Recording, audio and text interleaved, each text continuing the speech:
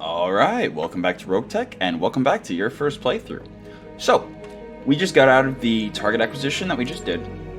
We have work to do on literally everything. So the only mech we have ready to drop is the Bushwhacker. We do, however, still have, if it'll load, the 3 vehicles at our disposal. So altogether right now, we do have 4 units that we can drop, including our strongest mech. If we look at fatigue in the barracks right now, we have 3 available Mechwarriors pilots. Well, no, those are just Mechwarriors. They can't pilot vehicles. Haha. So we have 3 Mechwarriors available. And we have Tainted Loki coming up in 2 days. Also in 2 days is the Hornet and the Locust. And then after 3 days we have Rusalka and Horik as well. Which means as things stand right now, if we wait 3 days, we will have a total of 6 units, which is the max we can drop right now, as well as 6 individuals to drop in those units. Because I'm pretty sure Horik, Rusalka, and Tainted Loki are the 3 people that we dropped in the vehicles last time, which is why they're only 3 days and 2 days of fatigue, respectively.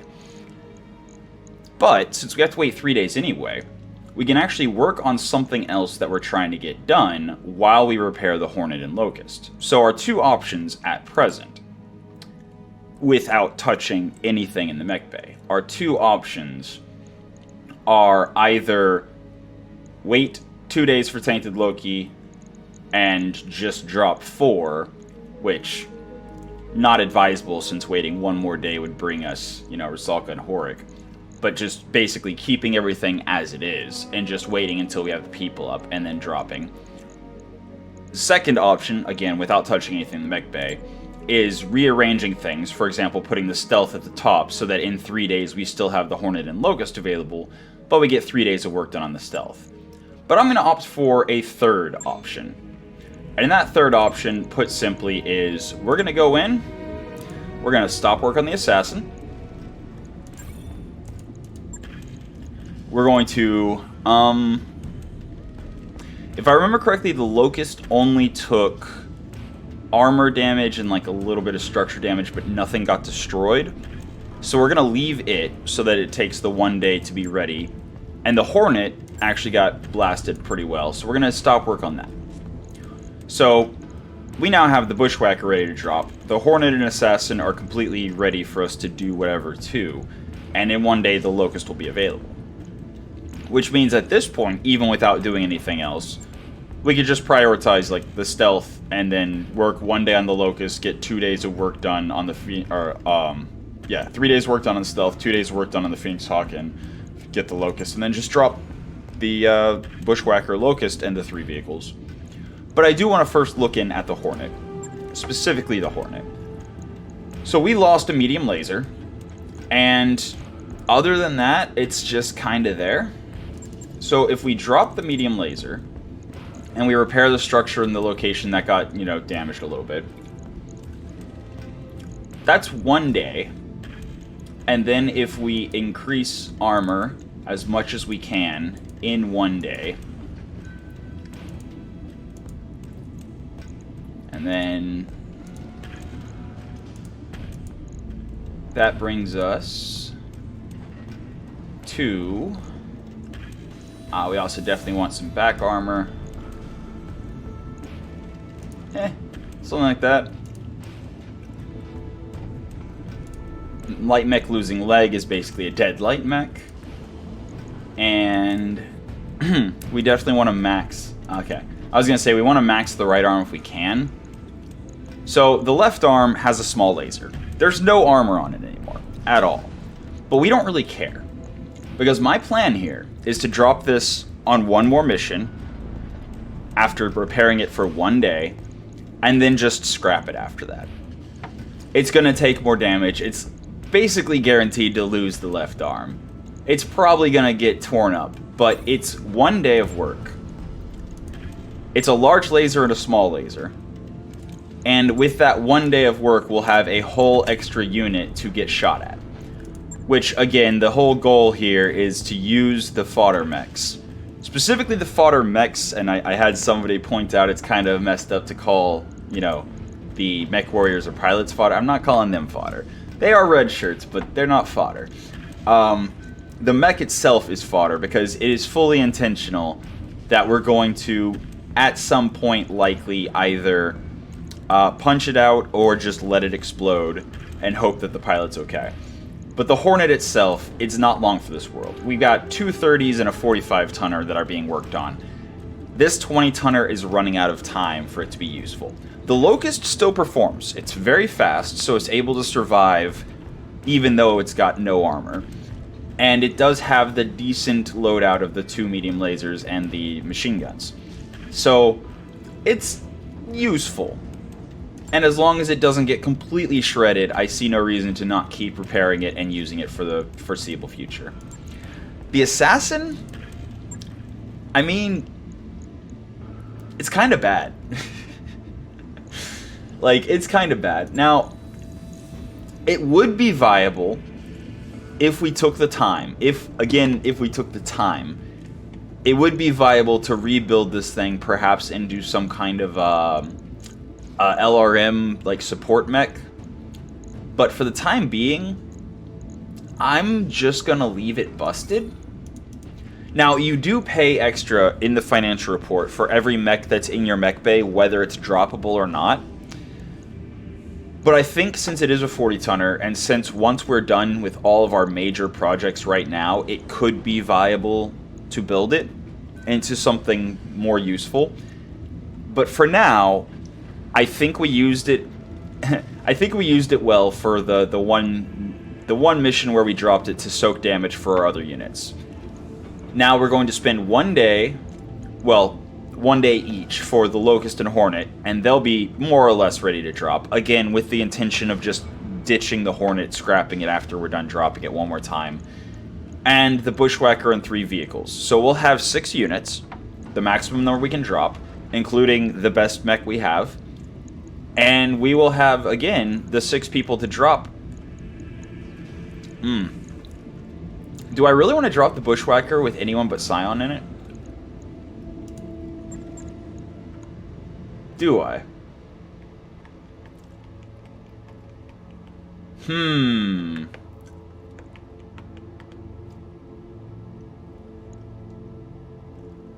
Like, who would I drop in the Bushwhacker? Narf, maybe?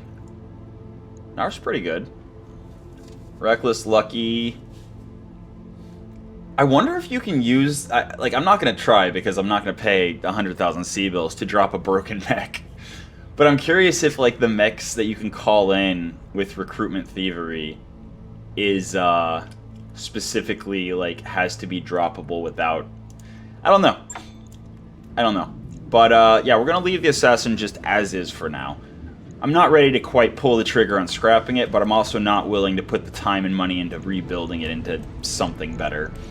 We got a mission out of the haphazard build we made, so that was worth it.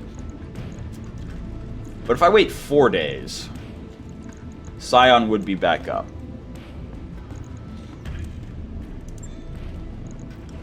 Also, we can actually build a Kabuto, as well as a Stinger.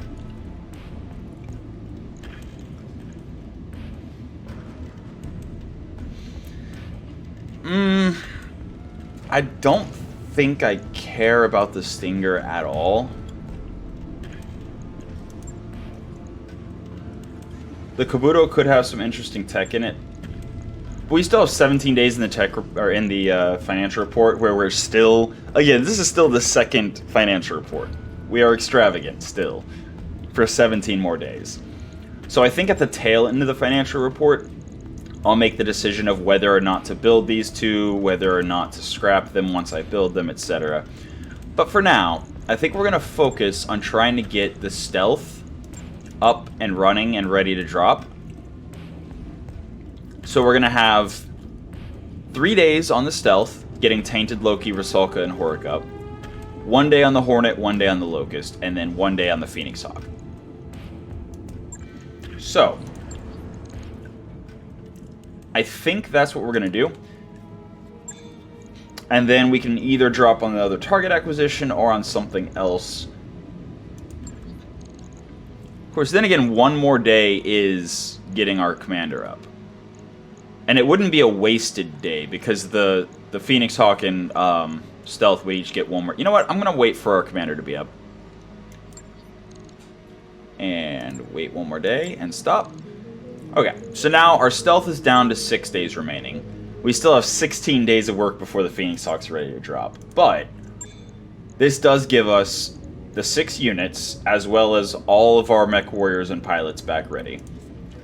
And since we have the commander, and since we're dropping our Bushwhacker, I'm not confident to do the 2-skull target acquisition, nor am I confident to do the 1.5 skull blackouts, but I think the 1.5 skull defend base is going to be the best opportunity for us to drop without taking significant damage, which will then more easily let us get more work done while everyone's fatigued, or just drop a secondary team with vehicles on one of the lower skull missions. So, for that... Then again, I should have thought about this before waiting for Scion. I could drop the target acquisition with just the 3 vehicles, the Locust and the Hornet, and leave the Bushwhacker at home. That way it doesn't take any damage. But again, there's a good chance that we get to the defend base without taking much, if any, damage. And again, we're still very early on in the playthrough. We have plenty of money for the financial report coming in the next one after that, so we might as well just go full salvage, even though you do get an incredibly high, bonus payout whenever you drop with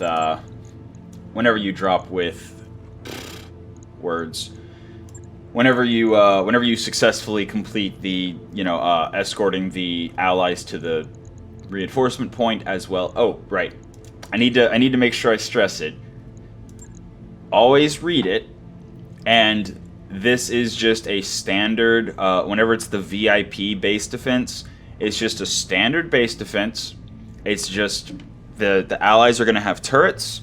They activate them with the allied units that start off running towards the base. There's going to be a vanguard. There's going to be reinforcements. And it shouldn't be anything too terribly crazy. Just stock standard vanguard, 2 waves or 2 lances of reinforcements, and the base has turrets, and we have the 2 allies at the start and everything. So this should be a very stock, bog standard, normal defend base, no big deal. So we are dropping the Hornet. Busted, it's fine. We don't care about it. At some point in one of these missions we're dropping on, it is going to get wrecked, and at that point we just scrap it. But who are we going to put in it? I mean, we could give it a little bit more defense by putting Sarge in it. Sarge does have the +1 ECM shield and probe. So I think we will.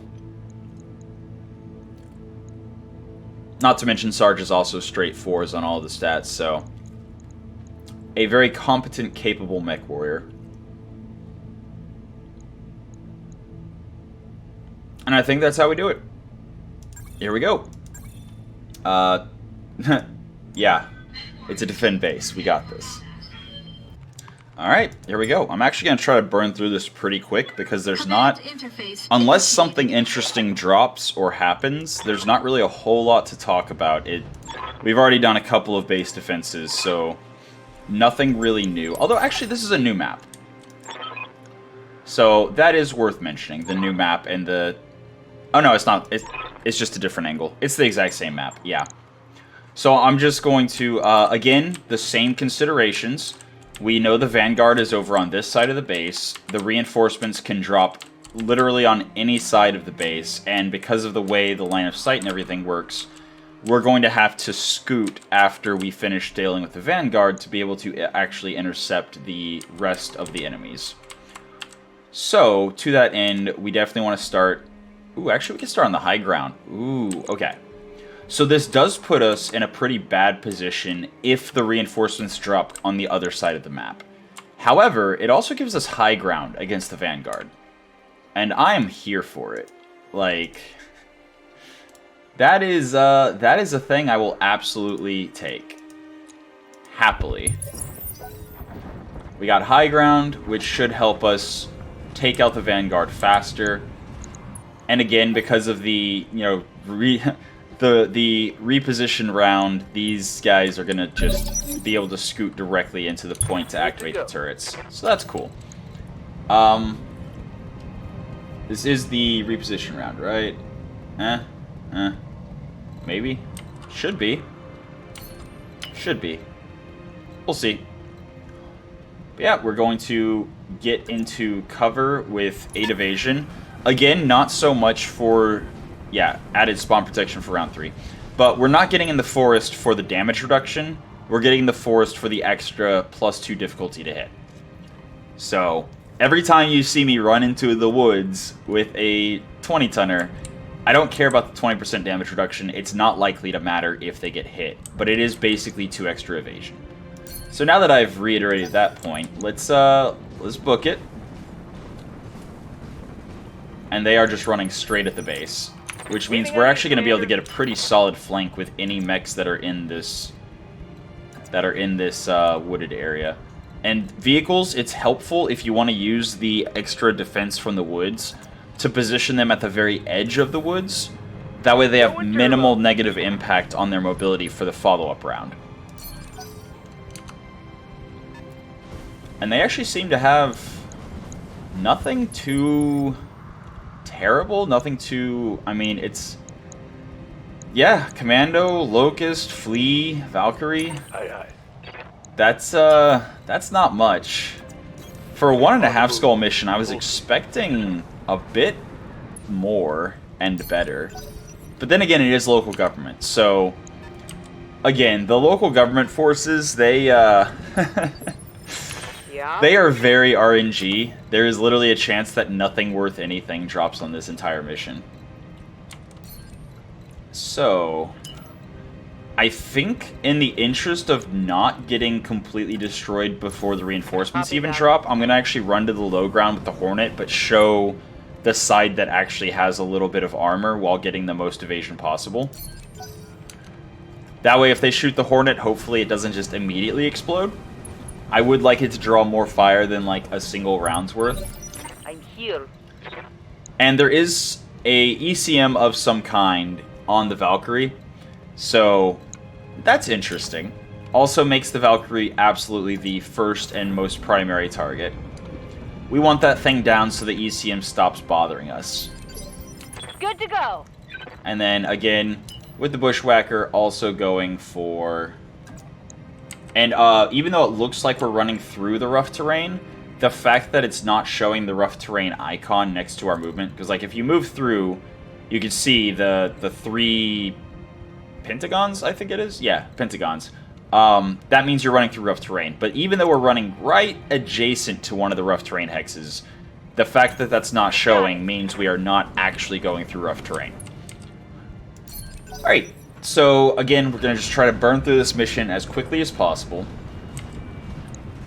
The vehicles are definitely going to make it into the evac point, or the escort point. Boom. So now we have turrets. And the turrets we have... Okay, well, turn 19, something's acting. The Commando. Alright. Quicksell 3 Commando.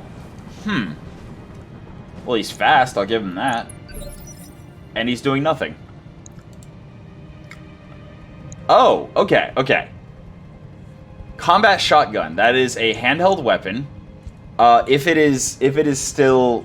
You know what, I'll wait till if we see it in salvage, I'll talk about it more, but it's a handheld weapon. And then the double AC5 is already crit, so it's going to have lower accuracy. It's basically an Ultra Autocannon 5, but you can't turn it to ×1, and it has a much higher misfire chance. However, he does have 12 evasion. What do you need? Okay. And our Hornet is actually the first thing we have to act. I think I'm going to reserve with it. I don't think I want to... Because part of the reason we have 7 evasion with the Hornet is because we ran downhill. So by running downhill, you can travel further than you normally could. So if we move anywhere with it now, it's going to have less than 7 evasion.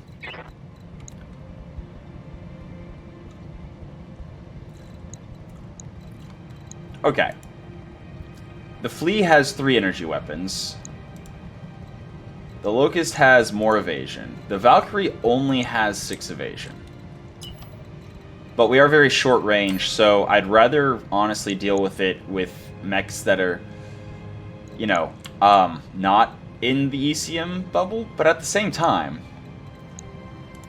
only the Flea would be in our back, and I think it might be the medium laser pair of small lasers Flea 16. I believe that's the loadout it has, and if the medium laser's busted, that thing only has 30 damage. And we do have a really good hit chance, actually. I would love to be able to set a waypoint to run out and then swing back around and shoot him in the back. But apparently that's not an option. Alternatively, we could just shoot the Flea in the back. That is 2 energy weapons we could potentially take off the board with a single Alpha Strike.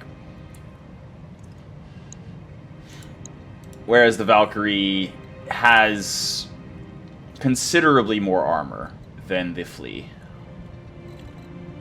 Yeah, no, I think I'm going to leave the Valkyrie... I'm going to leave the Valkyrie for one of our other longer range and / or, you know, better equipped units. And we're going to just try to get a kill while we can.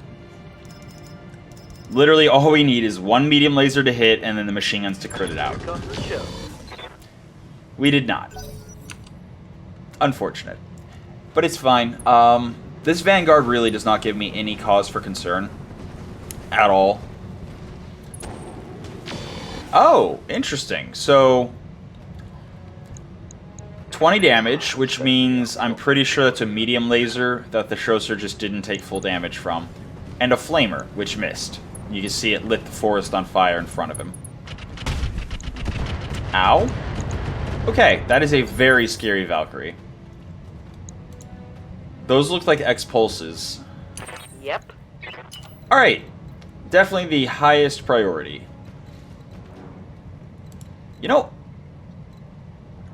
they've all acted, except for the Locust. Yeah? Okay, we can't travel. I was looking to see if we could actually charge the Locust, but we cannot. Our movement is insufficient to reach the Locust. What do you need? And again, our left arm is the one we want to kind of protect. So swinging to the right might be the best call here. Yeah. Confirmed. We're gonna just try to circle around, keeping the side that actually has a little bit of armor. Okay, I'm on it. We also need to look at our allies, our turrets, to see what kind of weapons they're bringing before we start choosing where to position for the end of the round. So we have an AC-20. We do not want to be anywhere near where that could stray shot us. Oh boy. MML-10s are busted, but it still has 2 medium X-Pulse lasers. Happy to see it. Large laser, medium laser, okay. The Sleipnir has SRMs and machine guns. The other Sleipnir has medium lasers and machine guns, and then we have medium lasers on that turret. Okay. Worth noting, all of the turrets are on this side of the base. So I think our plan is actually, while we deal with the Vanguard, to try to push towards the high ground to defend the side of the base that doesn't really have any protection. Then again, actually, I hear ya. you know, I'll see how quickly I can dispatch the Vanguard before I try to make any decisions about any of that.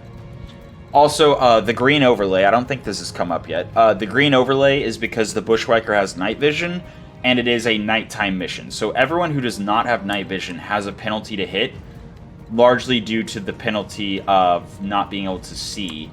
And if you don't have visuals, it's the same debuff as not having sensors. But there is no, you know, there is no skill that you can invest in to develop the ability to have sensors.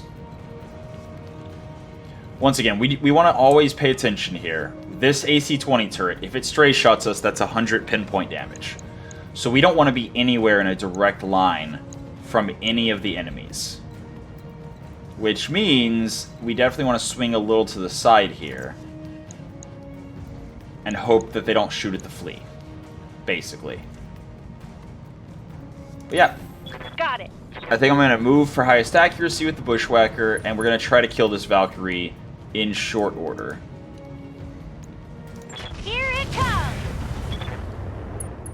Okay, we got him open. Engine crit. Yeah, critical. I would not mind seeing what kind of weapons he's carrying, because it looked like they were X-pulse lasers of some kind based on the color and the sound. Locust. Doing nothing. I hear you. Unfortunately, that's terrifying. Because, again, this AC-20 turret, if it has line of sight to that Locust, which I really hope it does not, it's going to be shooting directly past our Bushwhacker. So because of that, I'm actually kind of tempted to try to kill the ones that are behind my Bushwhacker first. Like, I'm not even joking. I think that's critical. That we turn around and deal with these light mechs. Yeah. Also, I'm specifically positioning the Copperhead with its back to the AC-20 turret, because the front is where the crew compartment is. So, here's hoping. Here it comes. Hey. But yeah, if possible, I would really love to kill the two guys that are right there behind my units. Honestly, the Locust is the bigger priority because of its exact position. Can I not get... I can't get 11 and shoot it in the back. I have to either settle for 10 evasion. Can I just move and get... Yeah, I can move and get 10. Okay. That does give me higher hit chance. Okay. Once again, putting my back to the turret in the hopes that if it does stray shot me, Looking hopefully it doesn't kill the Mechwarrior or the pilot in the vehicles. Alright, Tainted Loki in the Choser. Going to try to use stray shots to my advantage by... So the Locust is already open. So I'm going to try to shoot the flea in the back with the Choser. And just hope. Alright, that's actually kind of bad. So now that the flea is legged and on the ground, that means the turrets are more likely to shoot at it.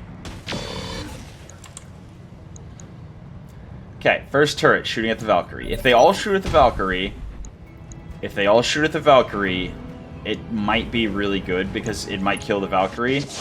And it might also be really good if it doesn't come anywhere near stray shotting us. Okay, they definitely seem to be taking, yeah, the Valkyrie as their target. Beautiful. Alright. Yep. So that is a thing, alright. That is a thing. Okay, they did not, based on our Hornet, we can see they did not actually have line of sight to the enemies that we were worried about them shooting at. And honestly, I think I'm going to move into the forest. So again, the Hornet's not the fastest. We wouldn't be able to get much more than 6 evasion anyway. But this does give us the chance to also shoot the Valkyrie. He is now stressed. He's almost unsteady. So all we need is basically one more impact to knock the Valkyrie unsteady, at which point he loses all of his evasion. And that commando is just booking it. I guess he's scared because his double AC5 is crit. Alright, Copperhead. Copperhead. We definitely prefer for our vehicles to take damage but not get destroyed. On my way. And the Copperheads are strong, like are most capable of taking damage and surviving. So I'm actually gonna intentionally get low evasion on it to hopefully draw fire away from our mechs. And we did stray shot the flea a bit. Waiting on you, Commander. This should be a kill, but this is going to be a kill, I hope, without us lining up for... Okay. Indirect fire only, which means the turrets likely don't have a line of sight to it either. Good. Very good. And even if this doesn't kill, it should knock him unsteady. Okay. Chemical amp. Ah. You're dead. Some kind of chem laser, and it's discount Omni. I see. The flea is on the ground, but I don't really care because once it stands back up, it's only going to be able to move like 1 hex anyway. So I think I would rather... Oh, what is... That's an awful hit chance. Why? Do we have no sensors? Is that... Ah, sensor roll -3. Okay. So I guess we should just actually... We're going to sprint for just highest evasion possible. But instead of shooting at the target that actually has evasion, I think we are going to take this opportunity to shoot the target that's on the ground. We just need to find a position. There we go. Find a position where we can... Oh, wow.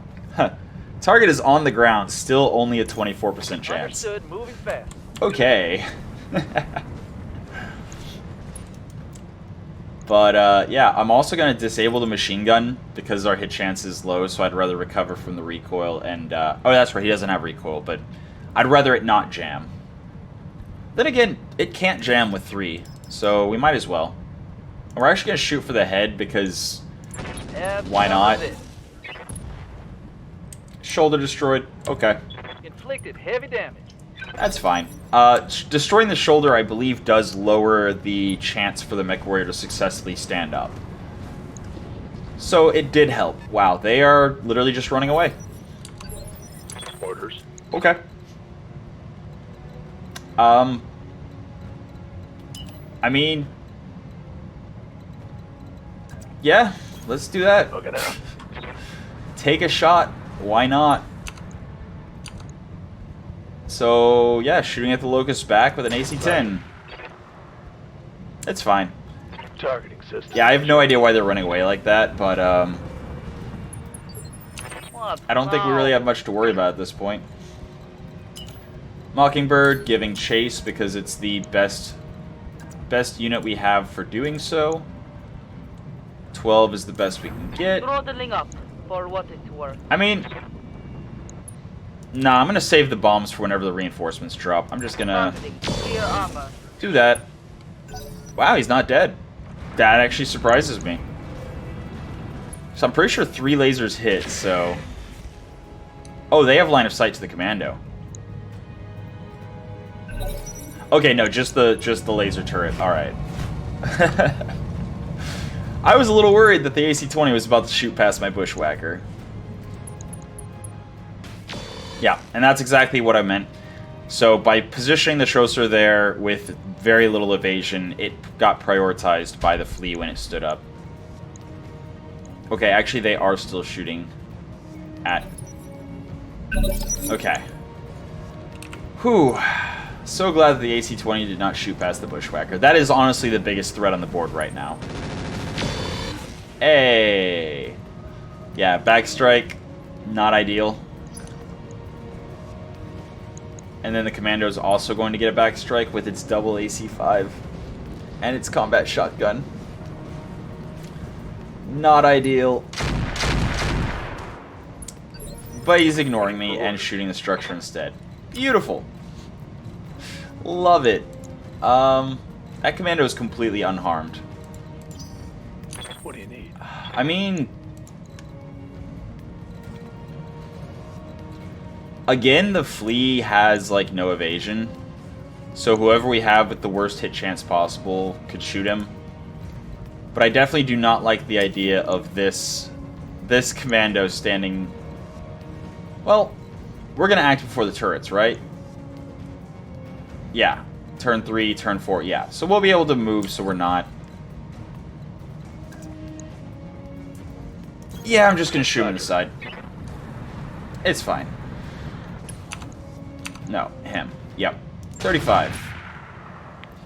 Just going for the most impact, because we can finish off the flea with just about anyone. Hey.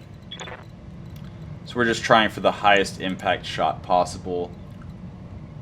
Okay. This should kill. There's no reason this would not kill. Unless it just, you know, misses. Missing would cause it to not kill. Let's go. But we got 4 medium lasers. We only need to hit basically 1. Not your lucky day. Easy. Yeah. Cool. Target. Pacified. Alright. Sleipnir, probably shooting past. Yep, 10 damage stray shot to the leg of our bushwhacker. Pretty sure it was the leg anyway, based on the place of the impact. Yep, 10 damage to the leg. Hornet, actually the Hornet's a really good candidate if we were able to get line of sight, but we can't. Then again, he might move, so... What do you need? We're gonna use Horik. Because Horik should be able... Yeah, Horik should be able to get behind him. Like so. Again, intentionally turning our back to the turrets in case we get stray shots so that hopefully Horik survives even if we lose the vehicle. Roger, Commander. I've got the shot.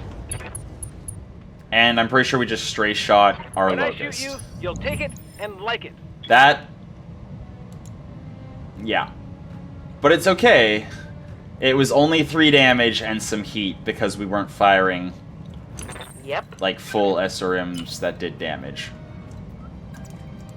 Yeah, no, I am going to reserve with Sarge. I don't mind a little bit of hesitation. What can I do for you? Alright. Sprint for 5. Turn around.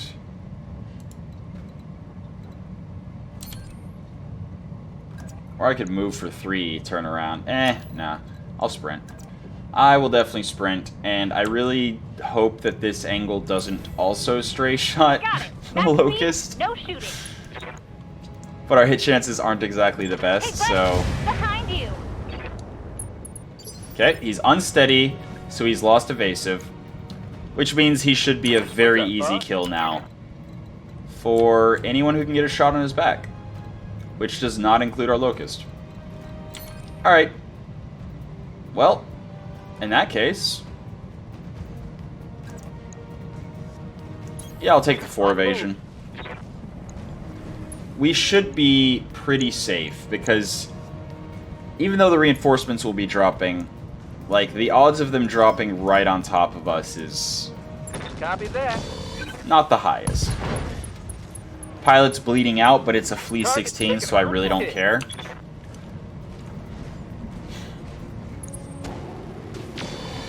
Shooting at the Troser, yeah, okay, it's fine. As long as the mechs don't take...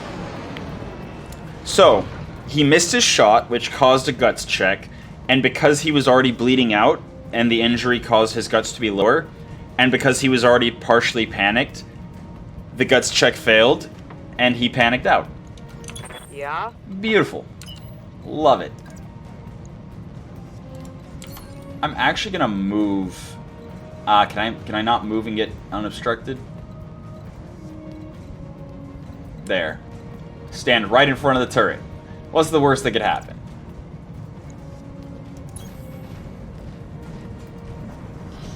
That would be so sad, though, like, realistically, if the stray shot actually hit. It shouldn't, because we should be side by side with it. Confirmed. But they're... Never mind. He's definitely not gonna fire if there's no enemies to shoot at. Beautiful. I've got eyes on hostile Alright, reinforcements. where? Heading your way. So, behind our Hornet. Ooh, okay. I'm pretty sure the purple is a warfare suite. Don't quote me on that. Autogun techie. Ultralight rotary rifles, tandem rockets. That's actually very scary for a primitive vehicle. We've got a heavy rifle and SRM-2s on the Phoenix. Pirate medium lasers, a Pirate SRM-6, and a fluid gun on the Clint. And a Shadowhawk 1R that has an AC-5. And a medium laser Agra. These guys are essentially a non-factor. Because they're up on the ledge and their weapons are not particularly scary for long-range fire. Or for the buildings really in general. But these guys, that is a Quicksell 4 Vindicator, Light Streak PPC, and an LBX PPC. And I assume it also has a Warfare Suite, a Quicksell Warfare Suite. Harmless Bunny is definitely not a Harmless Bunny. Cattle Master is probably a joke, and a Quicksell 4 Wasp.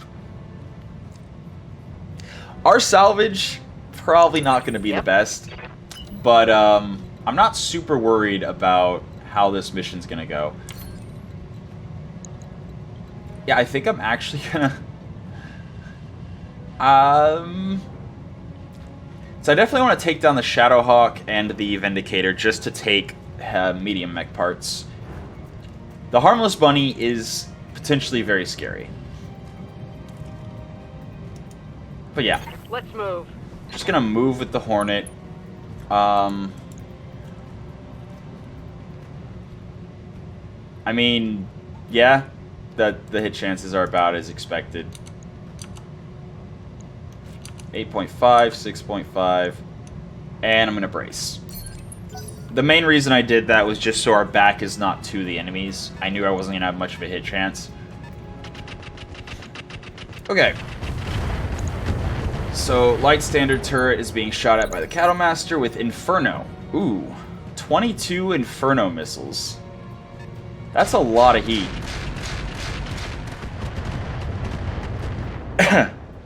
Right. I forgot the the ultralight rotary rifles actually have respectable range. They are now scary. Like, that actually is going to shred through the buildings. So, one of the biggest downsides to the ultralight rotary rifles, just like any other primitive rifle, is that they do reduce damage to armor. But the structures don't have armor. Commander. So, it's fine, actually. I think about it for a second. No, it's completely fine. Because we only negotiated for the absolute lowest C-bill payout. Which means if we don't keep all the buildings alive, we don't really care. Because, like, yeah, we're going to lose 25% of the payout. But that 25% of the payout is negligible. So yeah, we should have this in the bag. I'm just going to try to make a run for the enemies, maybe get some work done. I don't like those obstructed shots, that's for sure. But all I can get down there is obstructed shots. Unobstructed to the Shadowhawk, but I'm shooting past all of my allies. You know what? This might be a mine dispenser round. Got it. Max speed, no shooting. Because if I can leg the Vindicator, I can get a decent chunk of, you know, whatever he's got. So, quickly attack ground. Right there. Affirmative.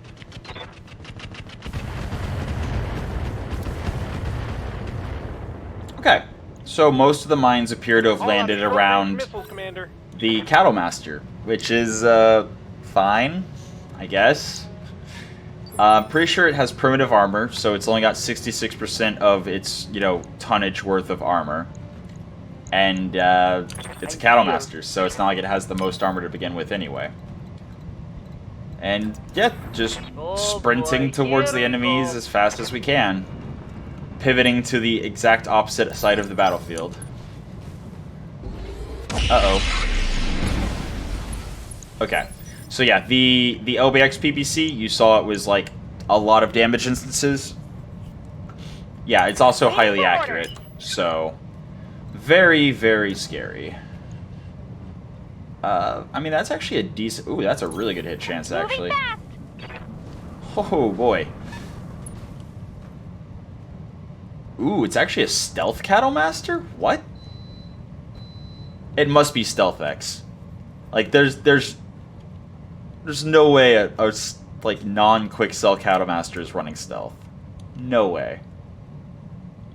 Speedy legs... Okay. The Vindicator has speedy leg actuators. What that means is it has increased speed, but it has reduced stability threshold. Which is weird, because it's actually showing the stability threshold higher than 40. What is going on here? Okay, XL, so extra light internal combustion engine. Quicksell Pharaoh. Guard Dog EWS Quicksell. Ah, it's a discount Omnimech. So an Omnimech usually has 60 stability threshold, whereas the speedy leg actuators drop it down to, looks like, about 45. That is a very interesting mech, though. Got it. It's also a very good primary target. Yes, Commander. Yeah, run. Just kind of try to prevent anything from shooting at the Locust at all. And... Allies doing things. Hey, cool. Couple of hits on the Harmless Bunny after it jumped. Not terrible.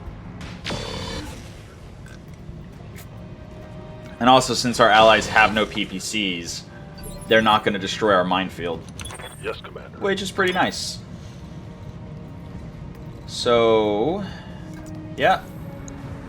We're just going to roll forward and take the one shot we've got. Again, the only concern for not firing the AC-10 would be saving ammo and not paying the ammo cost. But we're guaranteed to have enough ammo to make it to the end of the mission. Because it's only 10 rounds. Every defend base is only 10 rounds. So we have only the concern of, like, it's going to cost us, I think, like 100 C-bills or something. 300 C-bills. So, if it hits with the 1% chance, then, yeah, absolutely worth the 300 C-bills. If it misses, it might stray shot the Shadowhawk that we don't actually have the range to shoot directly at. Nope. I was willing to take the gamble, partially just because our C-bill balance is so incredibly high right now. So you can actually make slightly more reckless, decisions when you have enough... Nice. There's the Hellbait's PPC gone. But when you have slightly more cushion in the out of combat, the management portion of the game, you can make some less than, optimal decisions in a fight. And worst case scenario, you just, deal with it.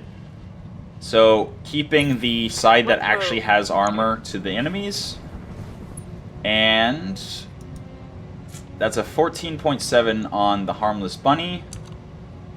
Or a 35.7 obstructed shot. That could stray shot the Harmless Bunny. Or just hit. I'll take it.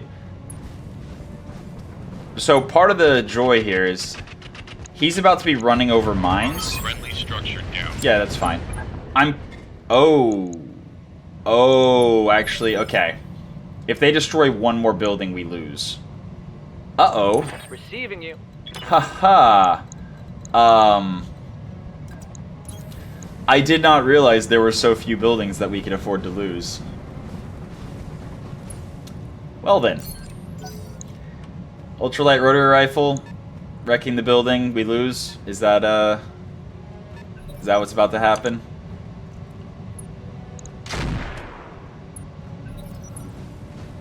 Okay. Vindicator. Dropping some stability. Good to go. Yeah, we absolutely need to draw fire from the buildings. So to that end, we're actually going to shoot at the Affirmative. Shadowhawk, I think. And just hope that we don't stray shot our own building. Here we go. We can do this. Okay. Let's go. Hopefully we have his attention now. Hopefully they're not going to destroy that last building right there. Okay. Alright. What can I do for you? Yeah. We definitely need to give them targets. Go into 100% we need to give them targets so badly. It is critical that we give them as many targets as we possibly can. It might stray shot the vehicle. Betcha. It did not. Alright, allied turn. Turn 12. Oh, the AC-20 turret. I put the Hornet between the AC-20 turret and the enemies. And in the other direction, I put our Locust between the AC-20 turret and the enemies. But it might not matter. If they destroy a building, it's just mission over. Oh, not shooting? Okay. AC5. Shooting at turret. Love it. Okay, so this got a lot more tense really, really fast. Because obviously if we lose the mission, we got trouble. We got problems. Everything's terrible. Yeah, we're gonna try to see if we can do something about the bunny. Locked on target. Nope. That was a good hit chance, though, considering it's a, you know, jumping light mech. What? No. Mockingbird, fly as fast as possible. And, oh yeah, shoot at the bunny. I'll try. Absolutely shoot at the bunny.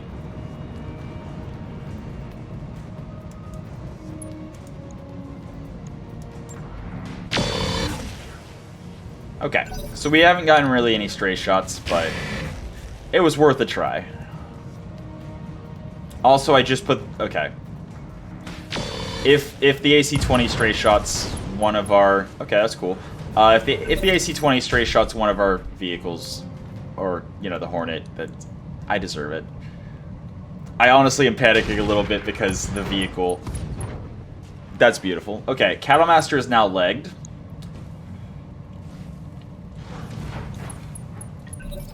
Because, yeah, we took damage for no reason if they destroy one more building. That's how that works. I think I'm going to prioritize the bunny. Double time. I think I'm going to prioritize the harmless bunny. Time to die. Let's get fired up. Proto There's work heatsink. to do. Proto double heatsinks. Light handheld AC5.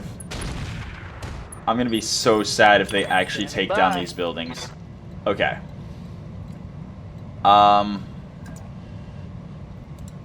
Yeah. We're gonna do exactly that. Give them a very evasive target that hopefully they shoot at because of range brackets. And hopefully don't hit. But even if they do hit it, I mean, we don't lose the mission even if our Locust explodes.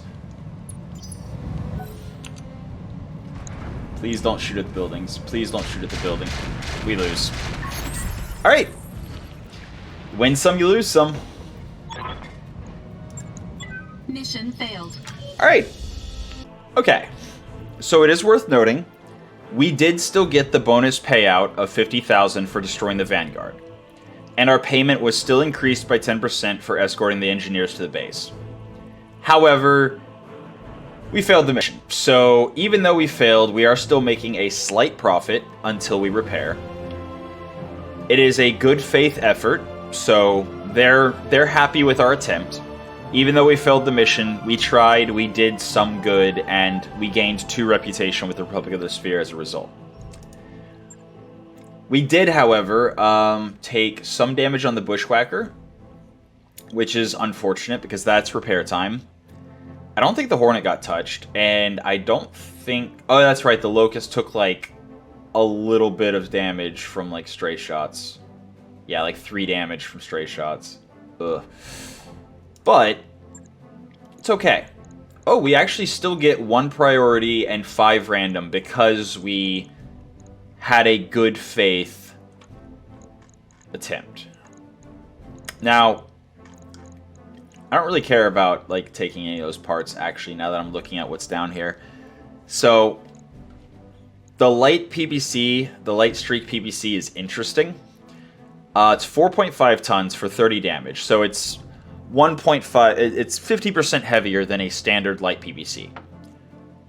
It has 25 heat, but it's a streak launcher.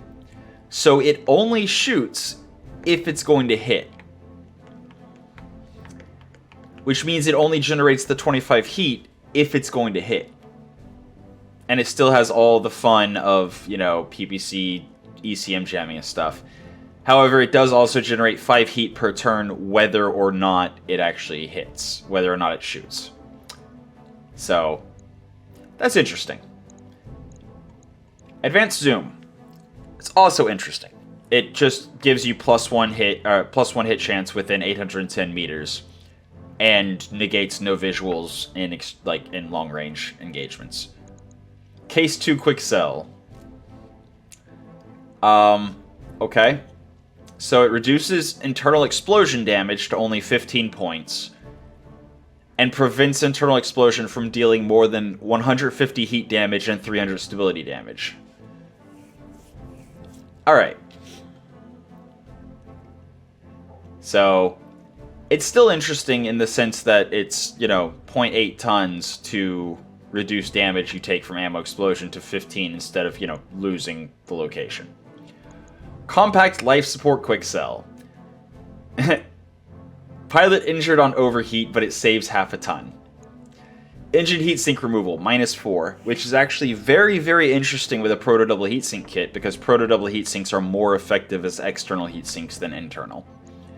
Fire control critical, times 2.5 chance to deal a critical hit. That would actually be incredibly interesting on the Locust. Or on our AP Gauss Rifle Omni-Mech that we're about to be building. So I actually have my eyes on that. But even though, the majority of these mechs were jokes, and Quicksell is quirky, yeah. Plus 10% walking distance, -8 stability threshold. Upper recoil Quicksell is -3 recoil with ranged weapons in the equipped location, -1 accuracy for weapons in the same location, and plus 2% chance to jam. So it definitely dampens recoil, but it doesn't work great. Valkyrie Locust parts, I don't know why they're down here. Hybrid TSM Quicksell is interesting. Times 1.25 melee damage, plus 30 meter walk distance when active, can be toggled on and off, and it has 4 fixed slots and 6 dynamic slots. That is actually super interesting. Specifically for the stealth, because it also increases maximum carry weight by 2.5. I have to. That is so good for our stealth.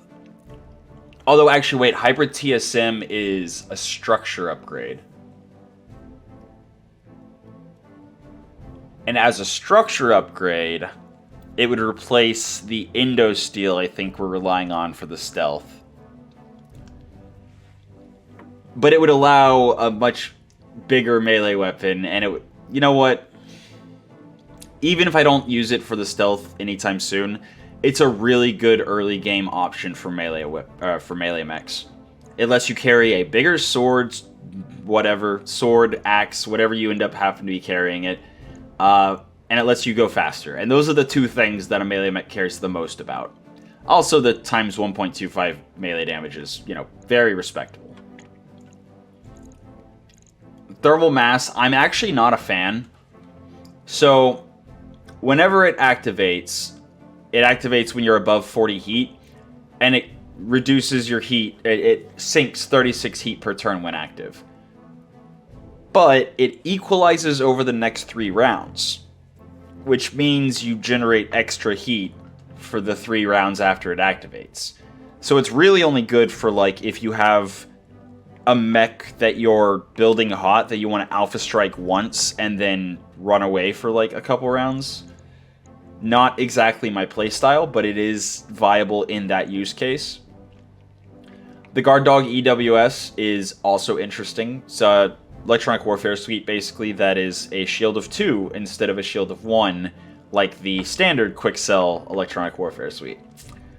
So, yeah, it's actually respectable, but I think we're definitely going to take the hybrid TSM. XL, exclamation mark, exclamation mark. So it basically has the same slot, it takes up the same slots as a double XL engine, but it has slightly less than the weight saving of a regular XL engine. I mean, I still wouldn't mind getting it so I could sell it instantly, but yeah. I think that's about all there is to say about that. So, long story short, Quicksell has some very interesting stuff. And we got the Case 2. I'm actually going to hold on to it. There might be a time where I want to use it because, again, if there's more ammo than I can fit in the legs, or if there's, you know, if there's a mask that I'm using and I don't want to put ammo in the legs because of that, the case 2. The case 2 is an interesting option. Although, since it's case 2 Quicksell, I'm pretty sure it counts as standard case 2, so it can't be used with clan armor. Which means we won't be able to use it with the Phoenix Hawk. Fire Control Standard, we already have one. Quicksell Pharaoh.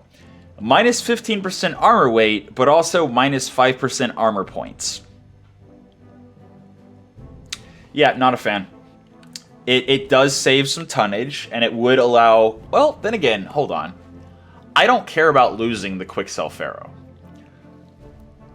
So it actually could be used on, like, the Locust. Because I don't care about losing it. And that would still allow me to have more armor than is currently on the Locust, because all the minus 5% armor points multiplier really means, when it's also saving 15% of the tonnage, is that you have a lower maximum possible. But it still allows you, if you use all of that saved tonnage for more armor, it allows you to have more armor than without it. And it's only times 1.2 Seabill cost to repair and the same tech point cost. So I think I am actually going to use that on our Locust. And then the structure Quicksell. This one's a harder sell, because you cannot use the saved tonnage to add more structure points. That said, it also does reduce the tech point cost and Seabill cost of the mech. So I might actually want to put that in the Assassin. No. Because it's only to repair the structure. So the Assassin has no... Oh no, the Assassin does have structure damage. I wonder if it'll apply, like, retroactively to repairs that I'm doing. I'll have to see. Alright, so only 6,500 Seabills to repair, which means we did come out with a profit. And 2 days. 1 day on the Locust and 2 days on the Bushwhacker. We also have fatigue, but that's fine. So with the fatigue we have, we're going to need 3 days anyway, which means, once again, we can get some work done on the stealth. Although I am very curious, before I forget and, you know, go on about my business. If we go to the Assassin, and if we put... So first off, if we just repair all, it's 52,000 3 days. So 52,000 3 days. Versus if we first put in the Quicksell structure, which is 32,000 and 1 day. So 4 days and 84,000 would be... Okay, so it saves us a day, or rather just doesn't take an extra day, but it does still cost the same amount. So I think we would actually have to fully install the Quicksell structure, then go back and actually repair to make use of it. But it's an interesting thing to have around, just in case. But yeah, we'll probably do about the same thing on one of the other missions tomorrow. But for now, that's been your episode of Roguetech for the day. I hope you enjoyed it, and until next time, have a good one.